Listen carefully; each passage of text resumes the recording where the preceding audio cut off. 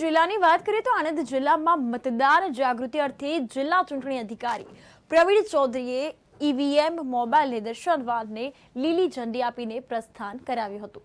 તો વાત કરીએ આણંદની તો આણંદ લોકસભા સામાન્ય ચૂંટણી 2024ને ધ્યાને લઈને ભારતના ચૂંટણી પંચની સૂચનાને ધ્યાનમાં રાખીને મુખ્ય નિર્વાચન અધિકારી ગુજરાત રાજ્ય અને આણંદ જિલ્લા ચૂંટણી અધિકારી પ્રવીણ ચૌધરીના માર્ગદર્શનથી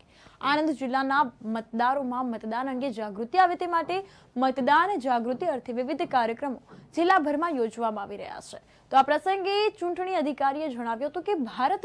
ચૂંટણી પંચ દ્વારા જ્યારે ચૂંટણી યોજવામાં આવે છે ત્યારે જિલ્લા ચૂંટણી તંત્ર દ્વારા ઈવીએમ નિદર્શનની કામગીરી જે છે તે કરવામાં આવે છે, ત્યારે જેના ભાગરૂપે મુખ્ય નિર્વાચન અધિકારી ગુજરાત રાજ્યના માર્ગદર્શન હેઠળ જિલ્લામાં છેલ્લા 5 વર્ષ દરમિયાન યોજાયેલ ચૂંટણીમાં વિસ્તારમાં ઓછું મતદાન થયું હોય તેવા વિસ્તારમાં ઈવીએમ મોબાઈલ નિદર્શન વાન દ્વારા મતદાન અર્થે જાગૃતિ ફેલાવવામાં આવશે।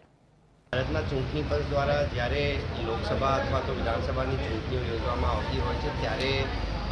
જિલ્લા ચૂંટણી અધિકારી તરફથી જિલ્લામાં નિદર્શન ઈવીએમના નિદર્શન અને તાલીમ માટેની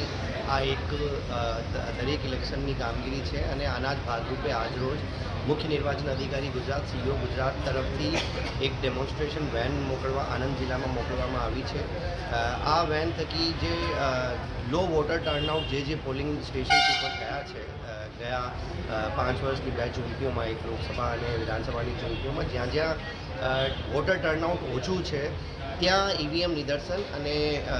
સ્વીપ માટેની અને મતદાન પ્રત્યે લોકોને જાગૃત કરવા માટે આ વેન થકી પ્રયત્નો જિલ્લા ચૂંટણી અધિકારી અને બધા મદદનીશ ચૂંટણી અધિકારીઓ તરફથી પ્રયત્ન હાથ ધરવામાં આવશે।